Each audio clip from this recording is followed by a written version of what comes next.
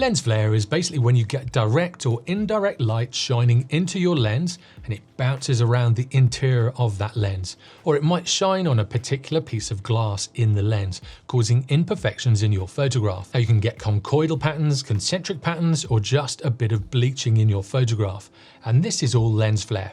It can come from the sun, headlamps, or street lamps, so basically any hard pinpoint bits of light in your frame or just outside of your frame. To get rid of it, if the sun isn't in your frame, all you need to do is get the lens hood on your camera, and if this doesn't quite work, hold your hand up and shade the front element of your camera so that direct hard light isn't shining on that front bit of glass. Just make sure your hand doesn't get into the shot. Now, if the sun is in your frame, you'll need to decide whether you like it or not.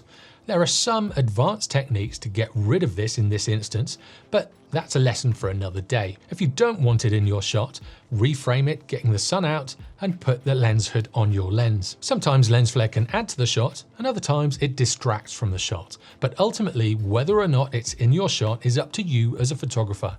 But in knowing what it is and knowing how you can get rid of it, you can get more control over your camera and the quality of light that enters your lens. Now, if you like this video, click on this one next, or if you want to binge watch a load of these quick tips, click down here. And if you haven't already, be sure to subscribe for weekly tutorials in photography. I'll see you next time.